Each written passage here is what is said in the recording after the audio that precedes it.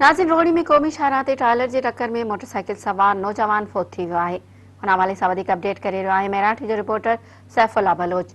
जी सैफुल्ला, छा तफ़सील आहिनि?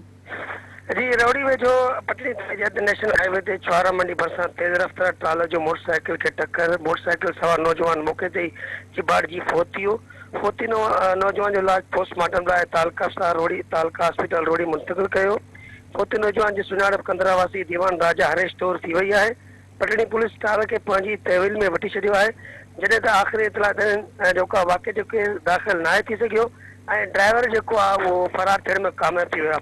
पटनी पुलिस जो मौजूदु इहो आहे त जेको दीवान हो इहो कंदड़नि जो रवासी हो, इहो वञी रहियो हो ऐं उतां जेको आहे पटनी मोड़ कटण जे दौरान छुआरा मंडी जे मुंहुं के उतां तेज़ रफ़्तार ट्रालर जेको पंजाब खां कराची वञी रहियो, उन जी टक्कर में हेठां अची चिबाड़जी फोत थियो।